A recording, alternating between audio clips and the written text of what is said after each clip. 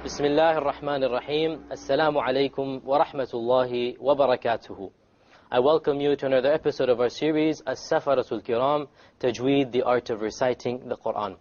In our previous episode, we were discussing the history of the compilation of the Qur'an. And we mentioned that the Prophet ﷺ would personally supervise and dictate the Qur'an as it was revealed. And this is especially so in the Madani stage, in the stage after the Hijrah. In fact, there are many, many names, dozens and dozens of names associated with writing down the Qur'an. The most primary name that the Prophet ﷺ would employ, the most primary companion, was that of Zayd ibn Thabit. Also, Muawiyah ibn Abi Sufyan, Amr ibn al-As, so many of the companions, even Umar ibn al-Khattab radiallahu anh, they all acted as scribes, as secretaries, if you like, who would record the Qur'an in the supervision, under the supervision of the Prophet sallallahu alaihi wasallam. The Qur'an was written down on various materials of their time. They didn't have paper. Paper was introduced after 90 Hijrah into the Muslim lands. It was not known to them before. They would write the Qur'an on leaf parchment, on the shoulder blades of camels, on leather of camel skin, other materials. They didn't have paper until a much later stage. So they would have various scraps of the Qur'an, if you like. And in fact, it is reported, Zayd has reported to have said that we used to compile the Qur'an from scraps, like a scrapbook, if you like. Because the Qur'an was not written down from A to Z in one book. It was not compiled in one book during the lifetime of the Prophet sallallahu alaihi wasallam, because there was simply no need to. There was no need to compile the Qur'an cover to cover. The entire Qur'an was written down, and the entire Qur'an was memorized, but it was in scattered form during the life of the Prophet sallallahu alaihi wasallam. And we'll continue along this in our next episode. Returning to our rules of tajweed, in our last episode we were talking about the rules of noon sakin and tanween. We now move on. This is the third of our episodes related to the rules of noon sakin and tanween. And we were discussing in our last episode the rules of idgham. We said how many types of idgham are there? There's idgham with ghunnah and idgham without ghunnah. And last episode we discussed the idgham without ghunnah. Well, in today's episode we'll discuss the idgham with ghunnah. And there are 4 letters that occur after the noon sakin or tanween which necessitate an idgham with ghunnah. And these are the letters of ya, noon, mim, and waw. Okay? If any of these 4 letters occurs after the noon sakin or tanween, well, we merge what is before it with what is after it, like we did last time. Yes. But the only difference is we have the ghunnah. What is the ghunnah sound again? The nasal sound. It comes from the nose.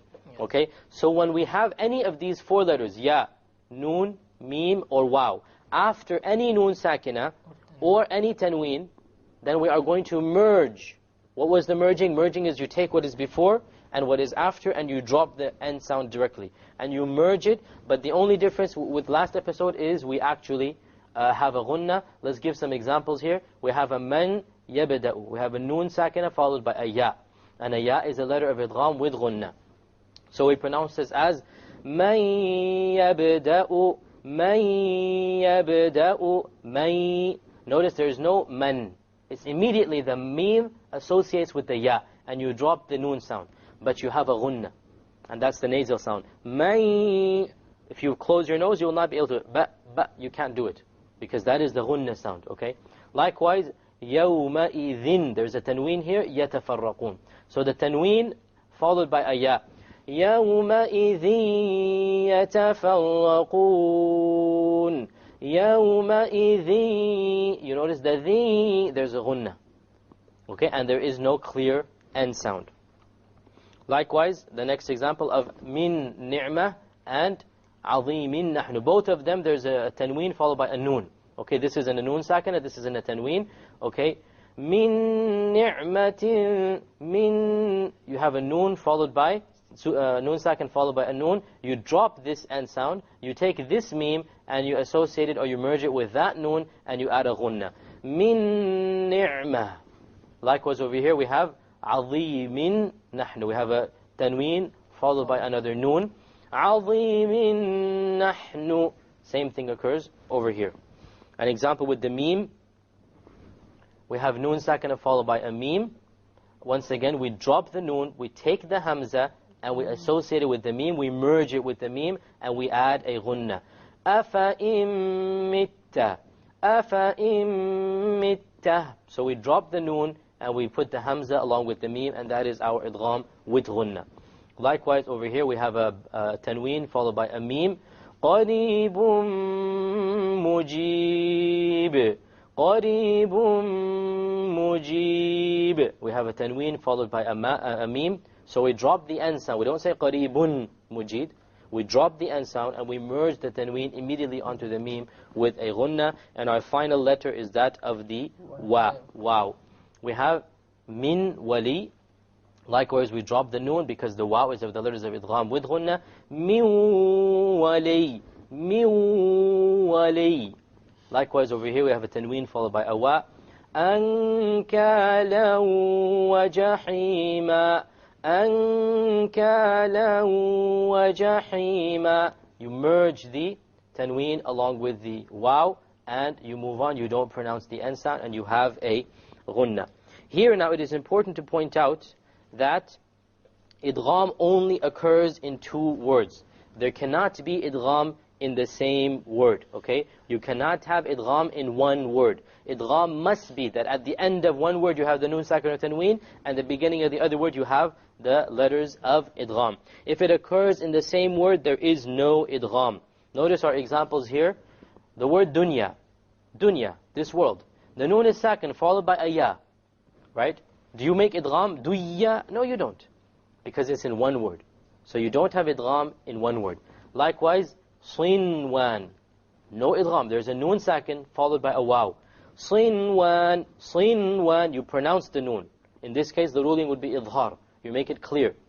Okay? Without any ghunna, you make the noon clear and you move on. Why? Because it's in one word.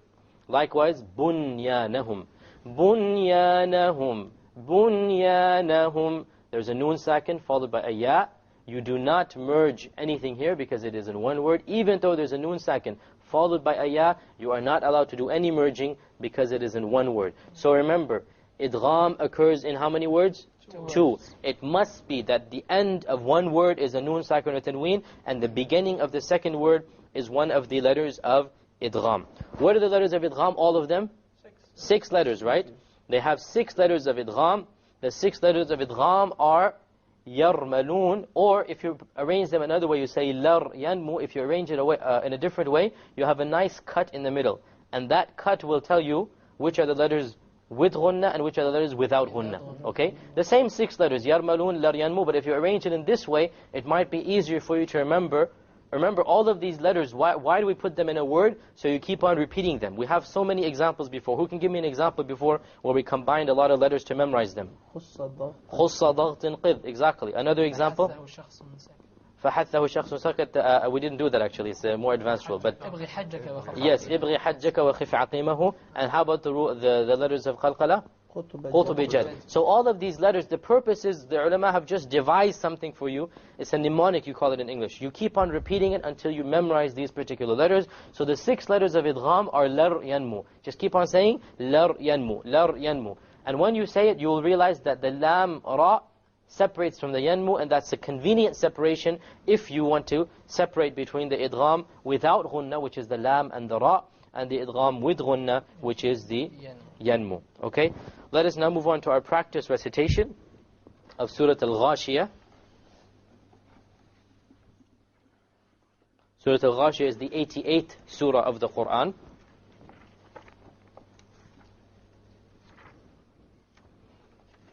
أعوذ بالله من الشيطان الرجيم. أعوذ بالله من الشيطان الرجيم. بسم الله الرحمن الرحيم. بسم الله الرحمن الرحيم. هل أتاك حديث الغاشية؟ هل أتاك حديث الغاشية؟ وجوه يومئذ خاشعة.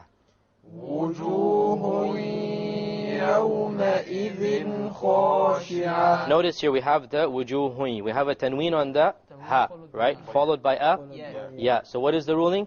Idgham with ghunna, because the ya right up here we have with ghunna. Wujuhu, like that. How about yawma idhin? We have another tanween. What is that followed by? Clarity, because it's followed by a kha. And kha is of the letters of the throat, which will be a clear thing. Yawma idhin khashi'a.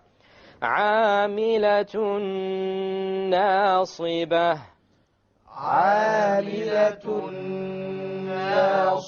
Okay, we have a tanween followed by a noon, right? What do we do here now?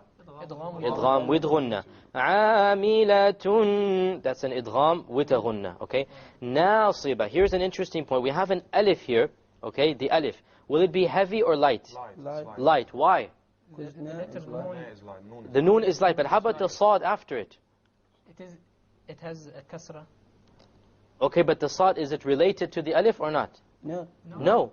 Many people make a mistake and they say amilatun nasiba, because they think the sad will make it heavy.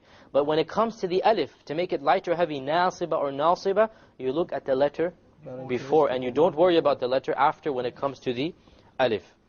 Tasla naran hamiyah.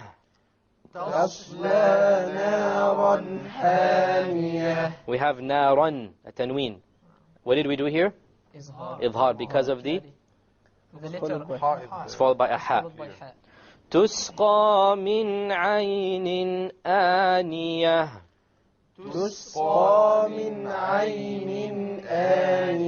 Okay, we have a tanween of a noon, aynin, and then we have a hamza, so once again it'll be idhar. Suppose we went on, we didn't stop here, and what would we say if we went on with aniyatin? How would we pronounce it then?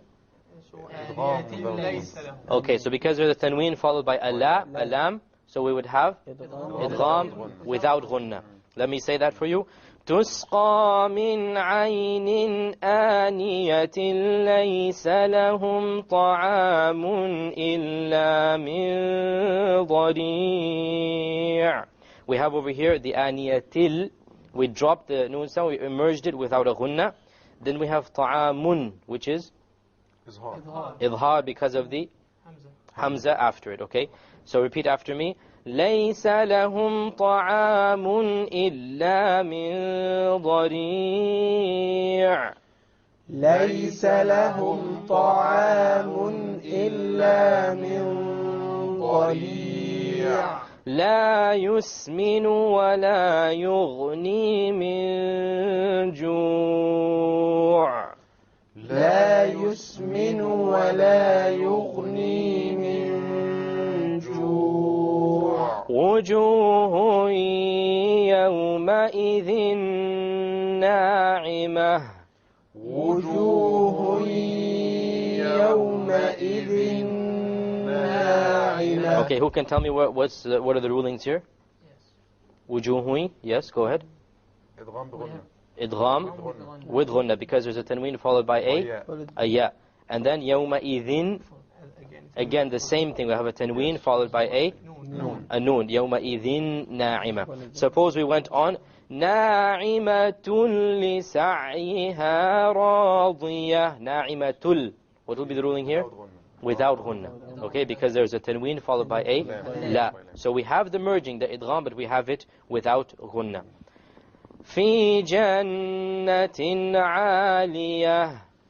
في جنة عالية. Likewise we have جنة عالية. What would be here?